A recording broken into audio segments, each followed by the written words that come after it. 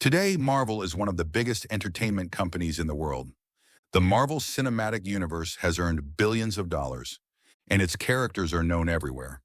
Iron Man, Captain America, Thor, Spider-Man. But there is something many people don't know. In the 1990s, Marvel was almost destroyed. The company that created some of the most famous superheroes in history was drowning in debt. And to survive, Marvel had to sell the rights to its own heroes. This is the story of how Marvel almost disappeared, and how one risky decision changed everything. Marvel's story started long before the movies. In the 1960s, Marvel Comics changed the superhero world forever. Creators like Stan Lee, Jack Kirby, and Steve Ditko introduced a new kind of hero. Heroes who felt real, heroes who had problems just like ordinary people. Spider-Man was a teenager trying to deal with school and life. The X-Men were people rejected by society. The Fantastic Four were like a family learning to live with their powers. Readers loved these characters, and very soon Marvel became one of the biggest comic companies in the world. But success would not last forever. In the late 1980s and early 1990s, comic books became extremely popular. Many people believed comics would become very valuable in the future. So collectors started buying many copies of every comic. Publishers printed special covers, limited editions, and many new comic series. For a short time, the comic business was booming, but there was one big problem. Many buyers were not true fans. They were investors. And when the comic market crashed, everything changed. By the mid-1990s, comic sales dropped quickly. Comic stores began closing. Distributors went out of business. The entire comic industry was in trouble. Marvel, once a giant in comics, was now facing serious financial problems. Debt kept growing, money stopped coming in. And in 1996, something shocking happened. Marvel filed for bankruptcy. Marvel was desperate. The company needed money quickly. So they made a decision that would change their future. Marvel started selling the movie rights to their characters. Spider-Man was sold to Sony. X-Men and Fantastic Four went to Fox. Blade was licensed to New Line Cinema. At that time, this looked like Marvel's only chance to survive. But there was a serious problem. Marvel was giving away the heroes that made them famous. Ironically, the movies based on those characters became very successful. The X-Men movie proved superhero films could work again. Spider-Man became a huge global hit, but Marvel didn't gain much from those movies. Because they had already sold the rights, they watched their own characters become movie stars while Marvel itself was still struggling. But inside Marvel, a new idea was slowly forming.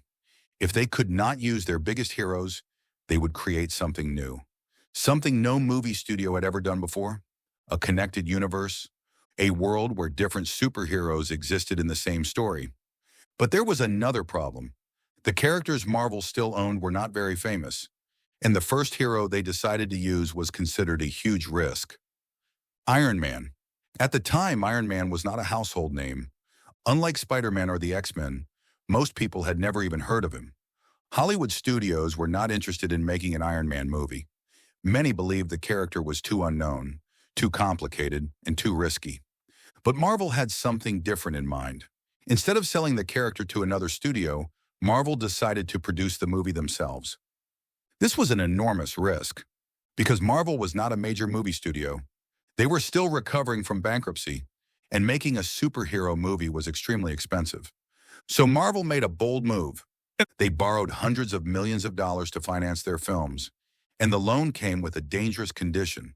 If the movies failed, Marvel could lose the rights to the very characters they still owned. Everything was now on the line.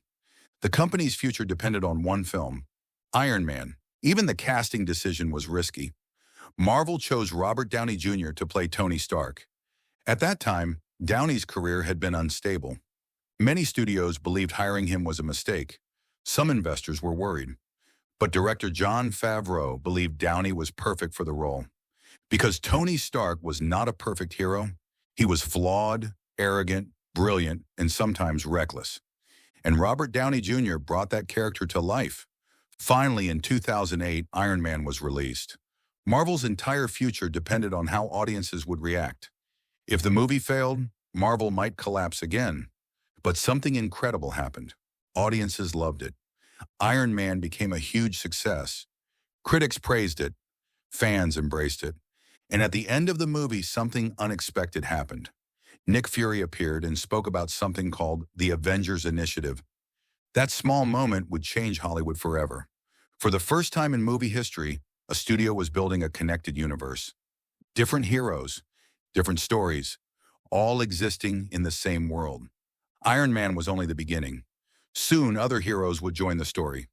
Thor, Captain America, the Hulk, and eventually the Avengers.